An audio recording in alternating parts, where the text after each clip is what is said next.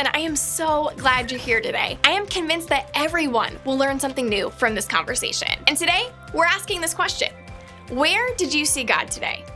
It's a way to help us pause to look for the goodness of God in the people, the places, the situations, and more that are part of our everyday lives. And today, we're going to talk about how we can become the kind of people who show that same goodness of God to the world around us. We're going to mix things up a little bit.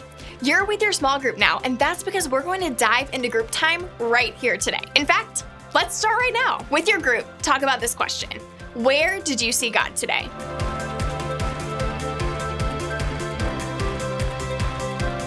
When I think about where I see God today, I think about students just like you. When I see you have fun together and grow in your faith and discover more about God, that's where I see God's goodness at work every single week. One of the ways we've said we can see God in ourselves and others is to look for the fruit of the Spirit in their lives. And just like the fruit from a tree tells us about the tree it comes from, you can learn a lot about a person by the qualities they have. And when we're walking step by step with God, our qualities reflect God. See, when we believe in God, God's Spirit comes to live inside of us. And as we grow in our faith, God's Spirit grows qualities in our lives that make us more like God. Those qualities put together are commonly known as the fruit of the Spirit. And we find the list of qualities that make up the fruit of the Spirit in a letter in the Bible called Galatians. And the fruit of the Spirit is made up of these qualities: love, joy, peace, patience, kindness, goodness, faithfulness, gentleness, and self-control. That's a pretty good list, right? I mean, I definitely want to be a person who's a little bit more of all of those things. When my Wi-Fi is slow, I definitely need more patience. When I'm frustrated with my friend, I could use a little more gentleness in my words. When someone is consistently rude to me, a little help to be loving toward them would go a long way. What about you? Which of these 9 fruit of the Spirit do you feel least familiar with? Take some time and talk with your group now.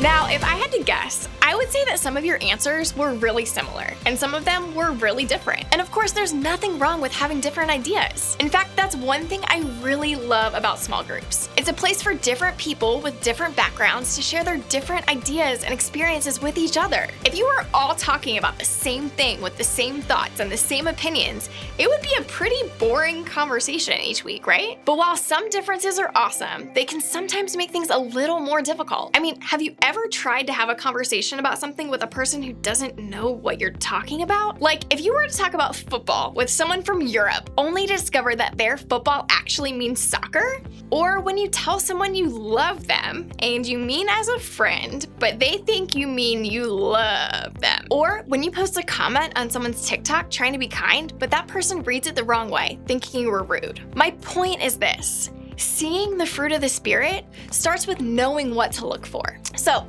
let's go back to that list in Galatians: love, joy, peace, patience, kindness, goodness, faithfulness, gentleness, and self-control. I think most of us have an idea of how we define each of these qualities, but do we really know what they mean? This is important because seeing the fruit of the Spirit starts with knowing what to look for. And we can't see the qualities of the fruit in our lives if we don't know what they mean for us. So, with your group, you're going to have some time to talk about each of these qualities by answering the questions on the screen. When time is up, you'll move on to talk about the next quality of the fruit of the Spirit. The goal is that we'll all learn more about what we can look for in our lives and in the world around us. So, let's get started with the first quality: love.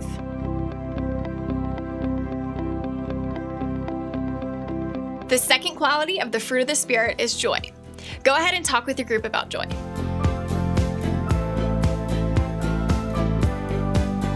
Now, we're moving on to another quality of the fruit of God's Spirit: peace.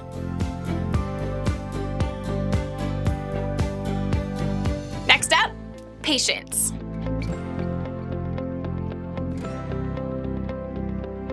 Now, we're on to kindness.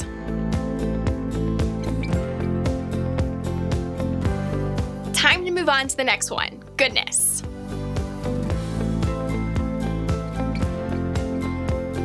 Next up, faithfulness. Let's keep going. Next up is gentleness.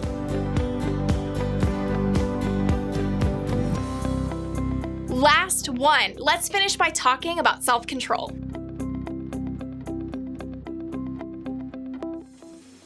And And that's all 9 qualities of the fruit of the Spirit. If you're anything like me, understanding what these qualities look like makes me want to be more like that in my own life. I want to be more loving, more kind, more patient. I want to practice self-control and experience more peace.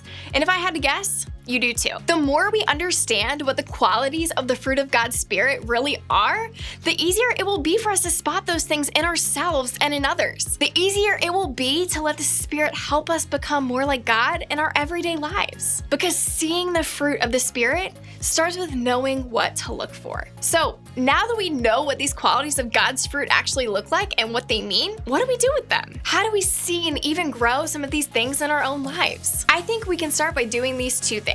1, look for the fruit. Look for where you see these qualities of the fruit in real life. Don't think just about how you define the qualities, but instead think about the real meanings of these words that we just learned to help you find them. And 2, take 1 step to connect with God. Remember, developing the qualities of God's fruit in your life isn't something you can do on your own. They only show up in our lives when we're connected to God. So our first move always needs to be to take a step closer to God. When we spend time with God, these qualities will start showing up in our lives more easily. My hope is that our time together today not only helped you understand more of what the fruit of God's Spirit looks like in your life, but that it also encouraged you to see how God can grow more of those things in your life. Your group and your group leader want to keep encouraging you to grow these qualities in your life. So point it out when you see someone in your group showing one of the qualities we talked about today. I want to encourage you to keep this conversation going and keep learning more about each of these qualities, because seeing the fruit of the Spirit starts with knowing what to look for.